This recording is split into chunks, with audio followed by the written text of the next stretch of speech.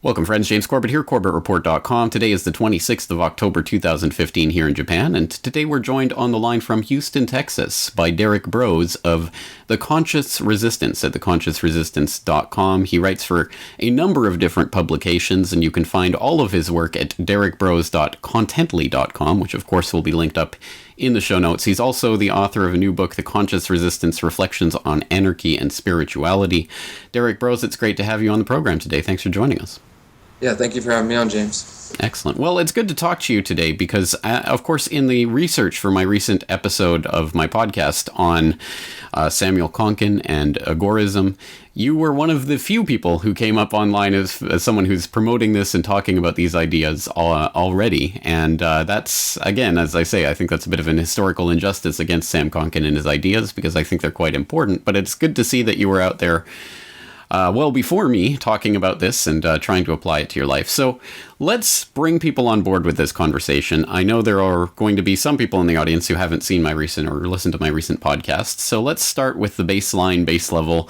What is Agorism? And I know there's a lot of different ways to answer this, and Sam Konkin himself talked about the kind of problems of reducing this to a pithy definition. But let's talk about what Agorism means to you.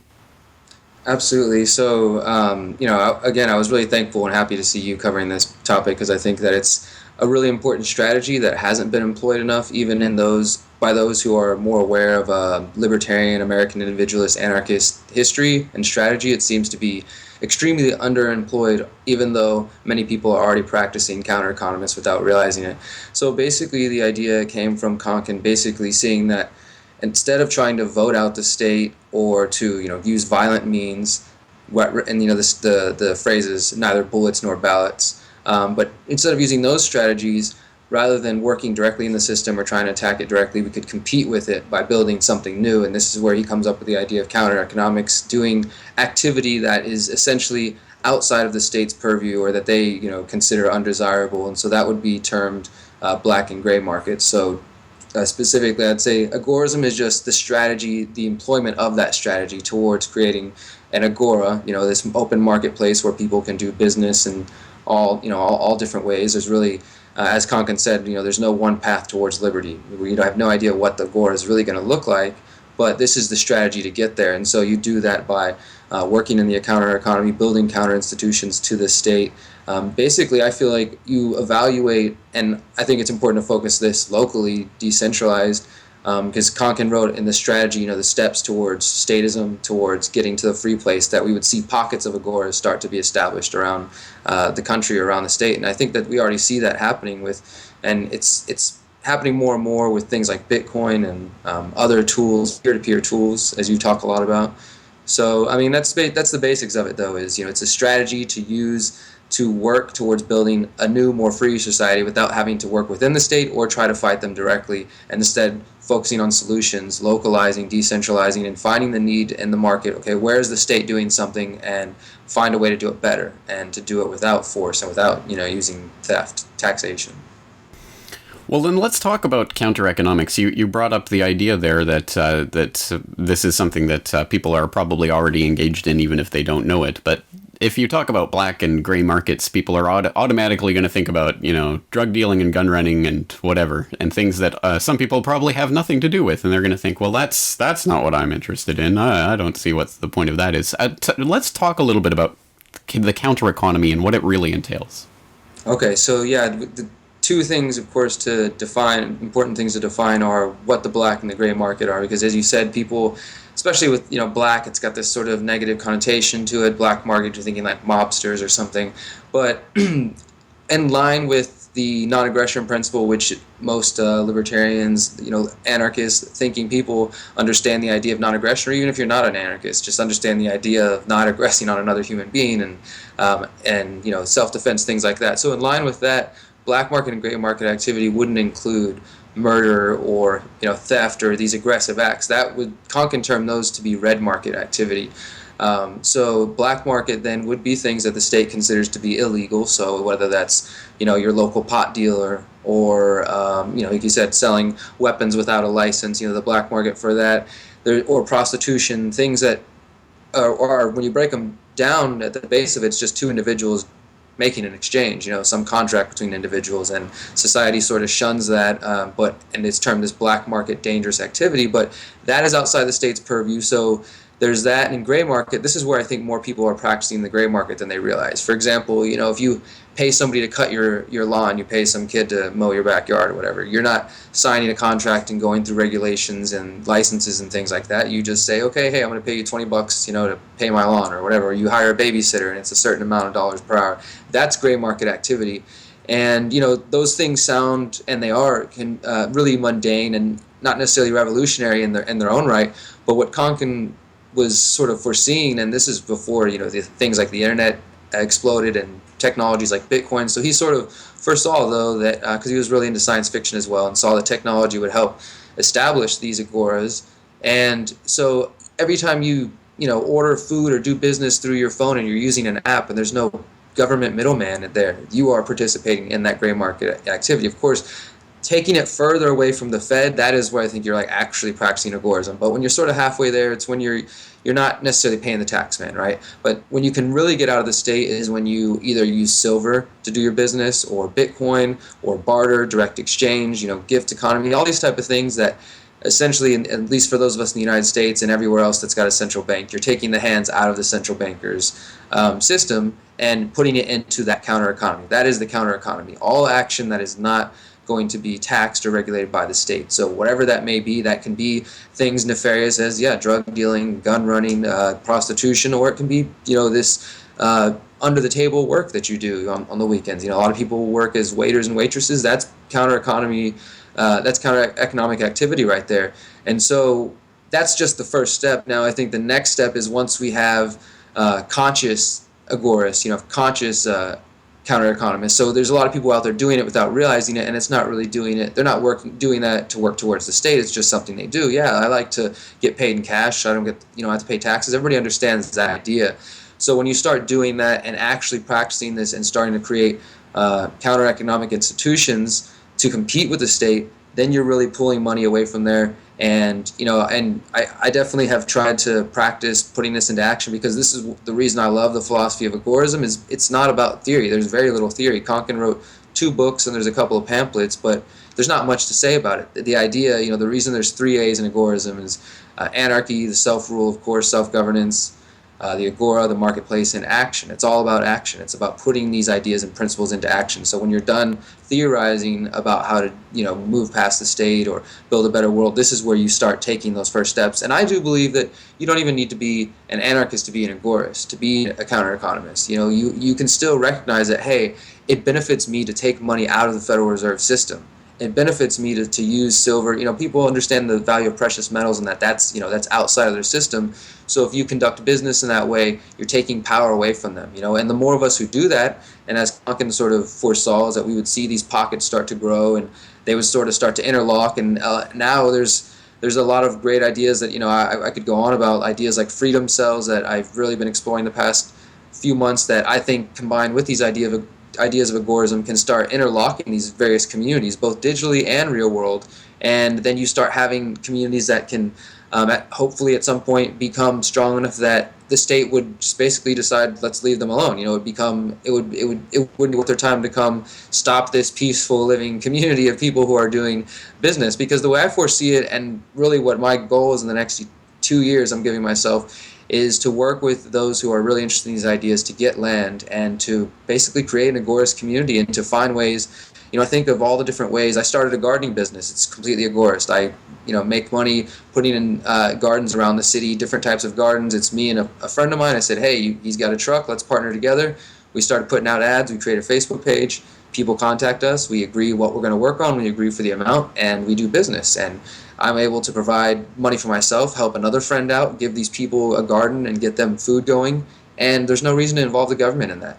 And we tell people we accept Bitcoin, we accept silver. We'll do Federal Reserve notes if you choose. But it's getting these ideas into practice where I don't need to sit there and get them to read the New Libertarian Manifesto necessarily. I do recommend it for those who are interested in the root of these ideas, but you don't necessarily need to get people to understand those concepts to get them to understand the value in taking their money away from Uncle Sam, and this idea of, well, look, hey, if we start creating a new economy, they wouldn't even be involved with it. And the way I see it is, for those who are choosing to build now, I often tell people we have a couple of options. We can either sit still and just assume that the government's going to take care of it, right? And everything's going to be fine. And if things go bad, whether economic collapse or otherwise, we'll just go to the FEMA camps and they'll take care of us, and that'll be great. Or we can wait and we can go loot and riot, and try to survive that and do what we can to survive. Or we can build now. We can start building now. We can start pulling ourselves out of the status, the Federal Reserve economy, investing in counter-economic activity. I can give more concrete examples of that, absolutely, and just putting these ideas into practice in our own lives and encouraging them. And I think that's probably the most, for me, it's the most important strategy we have right now. I've been focusing and learning more and more about it the past couple of years, and just trying to put it further into action and show people this is a real world strategy. This isn't something you just talk about. You can only talk about agorism for so long before it's like, okay, now you got to put your money where your mouth is. This strategy is one of action. So if you're still talking about it, it's like there's a disconnect. So I think it's a beautiful strategy to really laying the groundwork towards a better future. That's right. And I think it is important to point out that people are agorists already, whether they know it or not. They are participating in the counter economy. It's really a question of whether they're doing it consciously or unconsciously and towards a certain purpose or just randomly.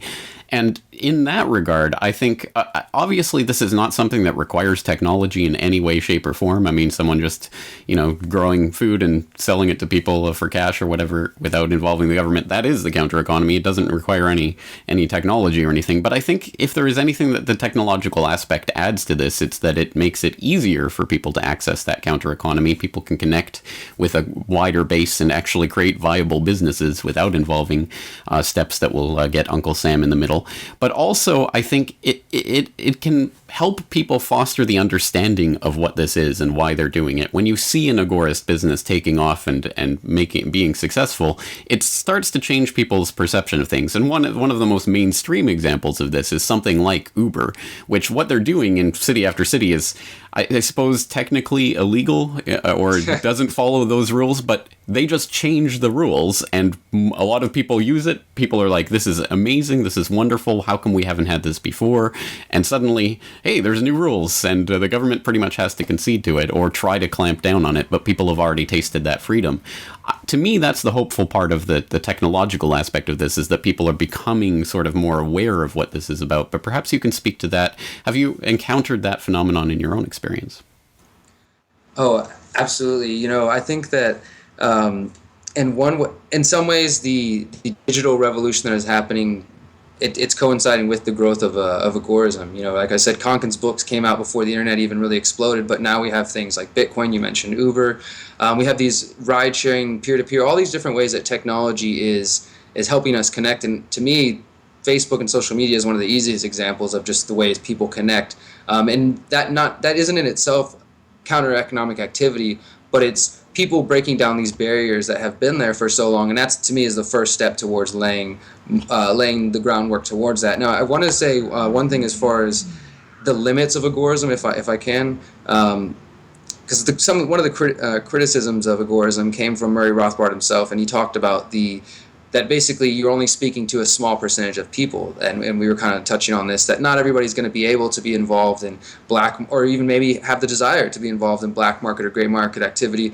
So I really see agorism as a strategy that is going to be employed by a small group maybe in the beginning, but then as these ideas start to become embraced, that sort of dirty work will have been done already, and it'll be easier for those that are coming, and in the future. Basically, once we have, I know several people right now, for example, who are working on apps, and we're sticking with the digital now, but working with apps that will allow people to use GPS to find any business person, craftsperson, source of food in their radius, in their area, without having to go to, the big grocery store, the big Walmarts or anything. And we have things like this with Etsy accounts, with all these things that people create on the internet. Now we're going to take apps and make it where you can find somebody, within 5 miles of you, and you can decide what kind of currency you use with them or what kind of exchange. I mean, it's amazing. It's brilliant, and it's beautiful to see those things happening. That, I think, is going to make it easier, where, again, the rough kind of like, oh, we're doing the early work. I personally am a tax resistor as well as an agorist, and I think that's a big element of it. But not everybody wants to resist their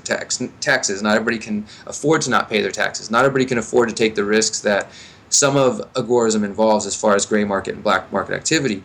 And that is, if there's any fault, that could be a fault of it. But I feel like The other strategy that we touched on as well is the localized, decentralized, that everybody can do. You can all support your local farmers market, your local urban farm, or start one yourself or get involved. That's getting you off of that status system. You start with food, which is so important. As I said earlier, we can wait till things collapse and either ask for government help or go loot and riot.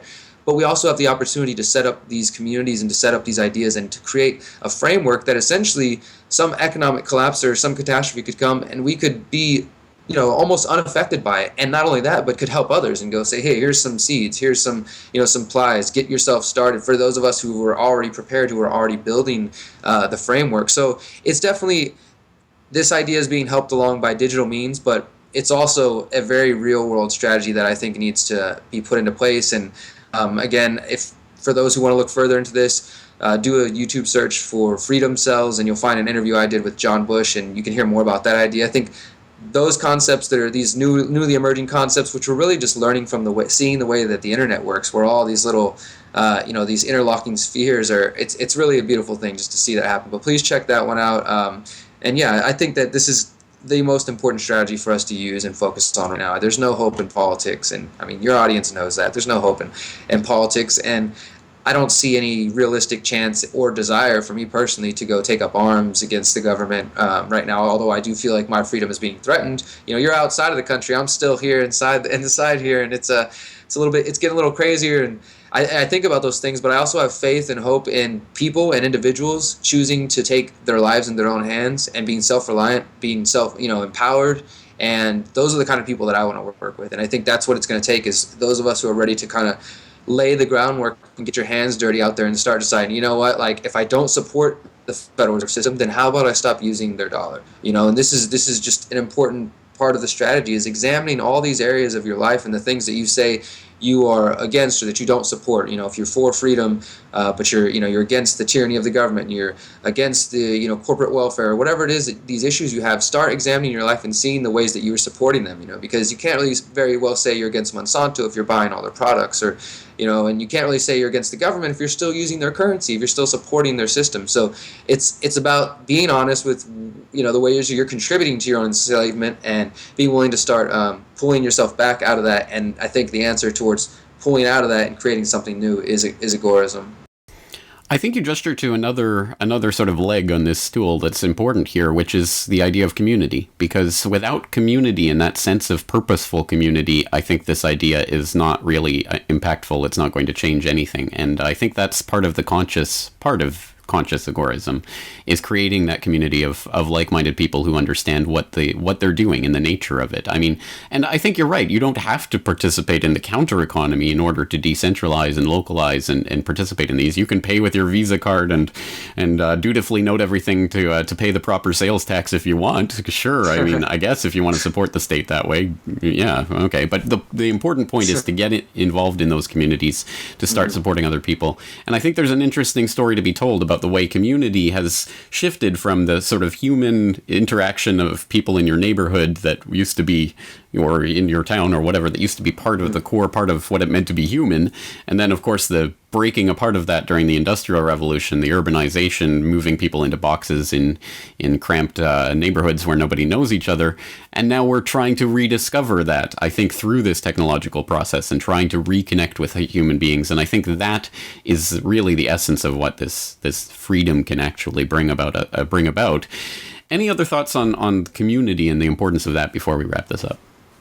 I think that's a great point to make there, and you can be an individual agorist out there doing your own action, but you're a lot stronger with other people of like mind. And I think that just starting with just reading the book, with spreading those ideas, but really just talking to people around you, that if you know people, other activists or other people who are just concerned in your community, and really trying to have honest discussions about, well, if we're sick of these things, what are we going to do about it? We both know we're not going to take up arms. We both don't believe in the political system anymore. What options does that leave us? When I write articles and I tell people it's time to let go of the political system, or you talk about the political candidates and people say, well, what's the best option? What's the next best option? If you don't like my candidate, then who are you going to vote for?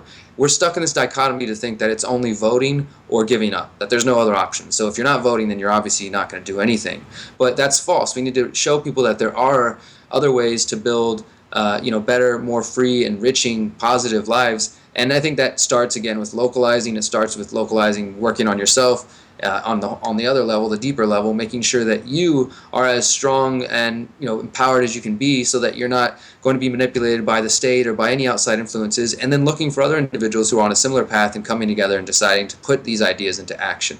Absolutely, the community. I have been blessed to be a part of the Houston Freethinkers community for the last 4 or 5 years, and it's not specifically an Agorist community, but without a doubt, those influences are there. We work a lot to be involved in the community, whether it's for urban farming or helping with local businesses raise money for good causes. There's different things you can do, but it's about, like you said, reestablishing these bonds with our communities, whether they're global or whether the ones that are closest to us. But absolutely, there's going to come a point where all the Facebook friends in the world and Twitter followers in the world won't help you in your local community, unless those people are based in your community. So at some point, you have to get involved locally. You have to take those steps, take the activism and the evolution offline and into the real world. And I think Agorism offers us a great tool to do that. And on that note, for people who happen to physically be in the Houston area, what's the best way to get in touch with you? If you go to thehoustonfreethinkers.com, there's a contact page. If you're interested in getting involved with us, we have monthly meetings and events, documentary screenings, like I said, gardening, and all kinds of different things. We just try to keep it active and show people that there are people in the community trying to focus on solutions. Excellent. Well, an idea definitely worth spreading. I'm glad you're doing so. Once again, you're writing for a lot of different publications, Ben Swan, Antimedia, Mint Press News, lots of other outlets. So once again, we'll include the link to derrickbroze.contently.com, which has a link to all of your reports, but also, of course, theconsciousresistance.com, where, as I mentioned, you just released a new book, The Conscious Resistance, Reflections on Anarchy and Spirituality. Tell us a little bit about that book. Yeah, thank you for giving me the time to do that. The book, first of all, it's free to download. Go to theconsciousresistance.com, look at the book tab, and you can download the PDF. If you like what you read, then you can order yourself a physical copy. But basically, it's the result of a couple years worth of conversations and essays with another journalist and friend of mine, John Vibes, who's based in Maryland, and both just realized that we had interest in voluntarism and anarchism, and also in ideas related to shamanism, and for me, a lot of Native American traditions. And just those conversations over time, they grew and grew, and we started to see some similarity between these varying ideas and anarchist schools of thought, and figured that there would be some interesting things to pull out of there. And the basis of the conscious resistance, as a philosophy, as a strategy, is just, like I was touching on a moment ago, is that no matter what solutions we come up with for a better world, what ideas we have that we think will create this, until we are right in our own selves, whatever that means to you as an individual, until we deal with our own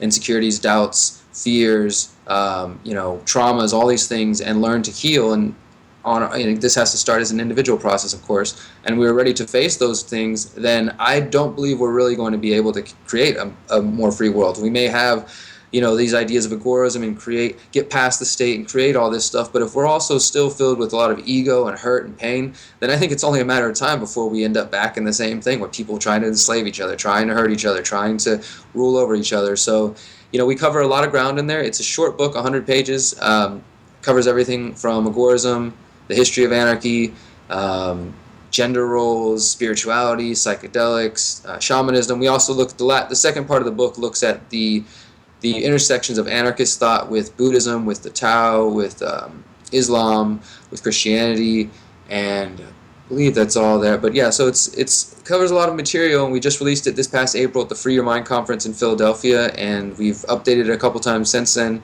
and we've realized that it's actually going to be the first in a trilogy of books. This one kind of covers the whole conscious resistance philosophy. The next one is going to be more of essays on specific aspects of the ideas we already explored, and then the third one, which I'm really more excited about, if I must say, is tentatively titled Agorism in the Modern Age, and it's basically going to be a how-to on how to start doing counter-economic activity, ways to exit the state and ways to exit the matrix. So I'm really excited to that, because I have 5 years without paying taxes, and my journalism gets paid through Bitcoin and other means, and I try to pull my money out of that system as much as possible. And I've had some successes and some roadblocks, and I think I have some information to share on that. So I'm looking forward to working that. But if you're interested in that book, it's like I said, you can download it for free. That's excellent to hear. Walking the walk and teaching other people how to do it. Couldn't think of anything more important. And I think you're exactly right. It all boils down to consciousness at the end of the day, because we could set up an alternative system, but without a fundamental change in consciousness and our understanding, it's just going to go back to the same thing. So, absolutely. Yes, excellent. Well, important work. Again, I'll link all of this up in the show notes so people can check it out. Derrick Broze, thank you very much for your time today. Thanks for having me on, James.